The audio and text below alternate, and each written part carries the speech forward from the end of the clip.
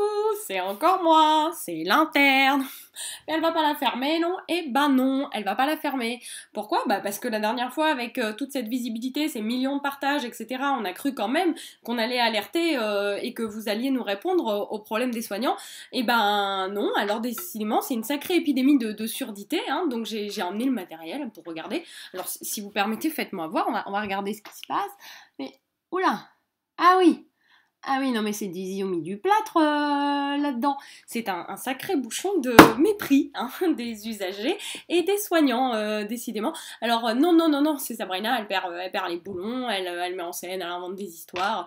Alors, faut croire qu'on est quand même sacrément nombreux à avoir des hallucinations visuelles, puisque je vous invite à lire les témoignages de centaines de milliers de soignants à travers la France, partout, qui ont écrit sur la page Facebook. Alors vous y trouverez notamment ce chef de service de pneumologie qui a une patiente de 18 ans qui a une mucoviscidose et qui récidive un pneumothorax après avoir dû être sortie plus vite des lits parce qu'il n'y en avait pas assez, et elle attend sur un brancard des urgences sous oxygène, et le chef de service me dit qu'il n'aura un lit que demain. Alors on fait comment, hein? Vous y trouverez aussi une aide-soignante qui nous raconte que son amie infirmière s'est retrouvée seule la nuit dans un service pour 12 patients parce que sa co-infirmière n'a pas pu être remplacée, elle était en arrêt maladie, et que là, seule, elle se retrouve avec deux patients qui font un arrêt cardiaque quasiment en même temps. Dans la précipitation, elle a commencé à masser le plus jeune.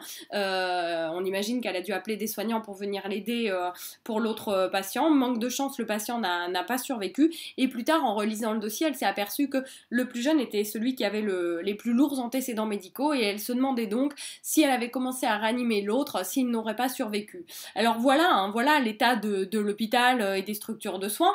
Alors, on vous demande comment on fait. Là, dans des situations c'est comme ça, c'est quoi? C'est plouf plouf citron, hein? Avec l'austérité, faut choisir lequel sauver. Non, hein, plouf plouf, à l'hôpital, c'est quand même, ou dans les structures de soins, c'est quand même pas très drôle. Et alors nous, soignants, qui sommes épuisés, usés de travailler dans ces conditions, de pas avoir le temps nécessaire de soins avec nos patients, je vois que vous avez trouvé la solution, hein. Un observatoire national de la qualité de vie au travail et des risques psychosociaux. La vache! Même en le disant, j'ai l'impression de manger les petits fours qui vont avec. Alors moi, je vais vous dire ce que vous y trouverez pas dans votre observatoire, dans vos gros documents Excel et vos pages Word de 200 pages. C'est les petits merci de tous les jours avec les sourires. C'est les parents qui embrassent quelqu'un quand le chirurgien sort du bloc pour leur dire que leur enfant a survécu. Mais c'est aussi une femme de 40 ans qui vomit tripes et boyaux après sa cure de chimiothérapie pour son cancer et qui vous demande quand vous recevez les résultats si elle va devoir encore rester cette nuit à l'hôpital ou si elle va pouvoir rentrer faire un câlin à son môme de 10 ans. Ce que vous verrez pas, c'est nos visages quand on rentre dans une salle et qu'on retrouve un corps inanimé. Moi, à une de mes premières gardes d'interne, à mon premier semestre, j'ai eu 3 constats de décès à faire dans la nuit.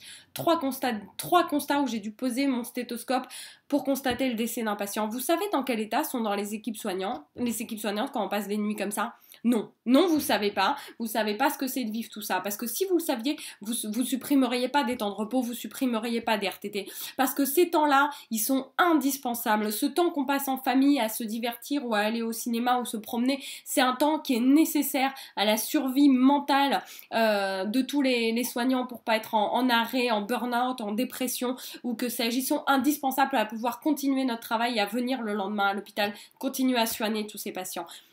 Les chirurgiens, les médecins, les internes, les infirmiers, les aides-soignants, les brancardiers, les ambulanciers sont autant d'héros du quotidien qui soignent leurs concitoyens, et vous devriez vraiment nous traiter avec plus de respect. Alors remettez donc les moyens qu'il faut dans nos structures de soins au lieu de jouer avec la vie des soignants, jouer avec celle des usagers et nous proposer des fausses solutions. Alors, en attendant, nous, on va tous se retrouver dans la rue le 7 mars pour être sûr qu'on vous débouche bien les oreilles et que vous nous entendiez. Ok? Alors au 7 mars!